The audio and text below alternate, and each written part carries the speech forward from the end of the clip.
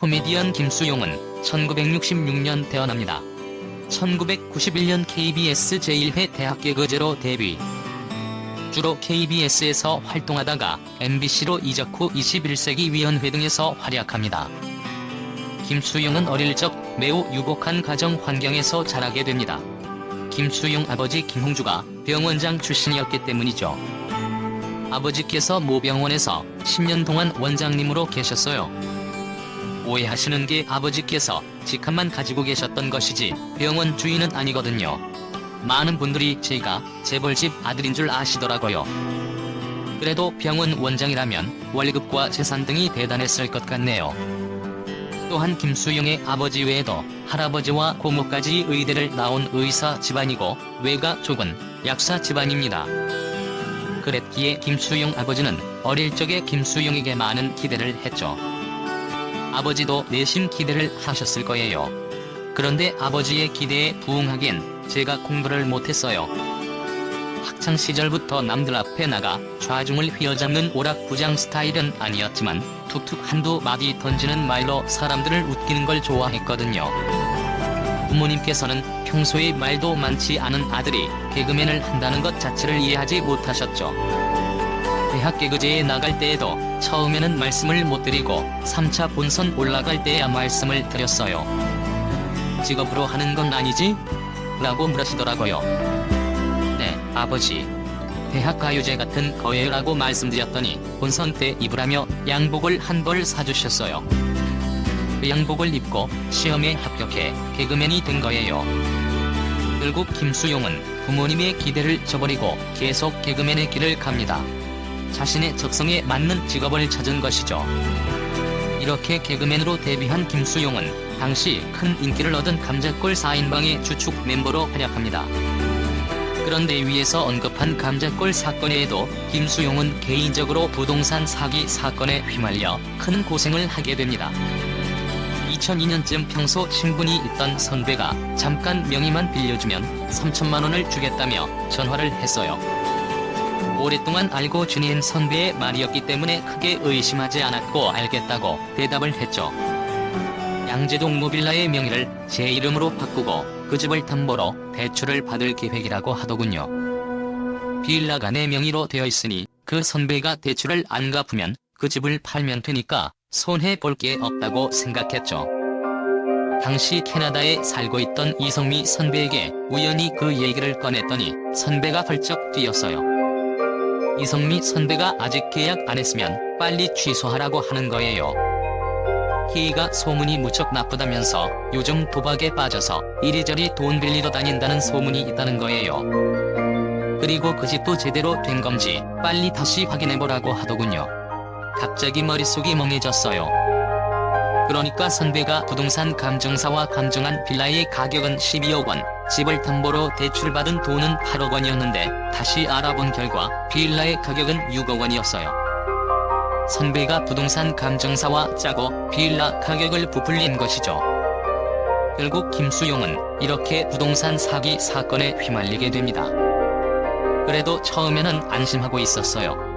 호주 촬영을 가면서도 어차피 대출금이 내 통장으로 들어올 거고 바로 갚으면 되니까 어렵지 않게 생각했거든요.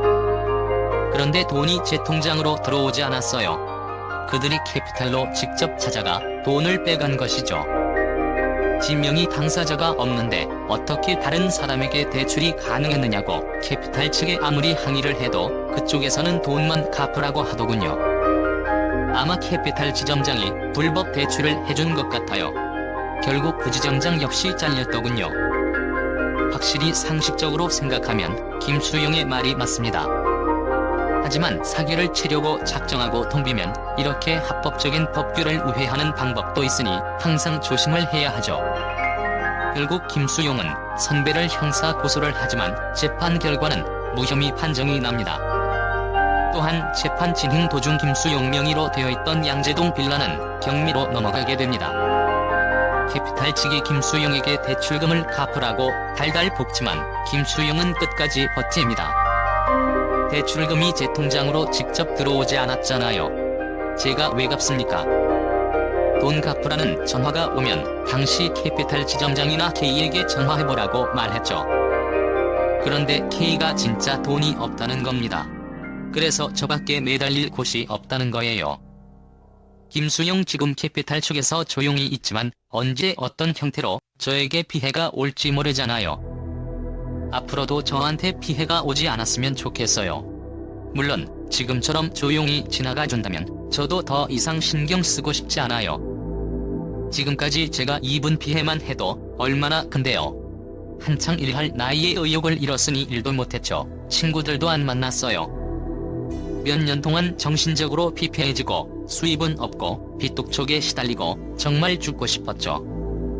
결국 캐피탈 측도 불법 대출 문제로 김수영에게 법적인 대응은 하지 못하지만 그동안 김수영이 받은 정신적, 물질적인 피해는 엄청난 것 같네요.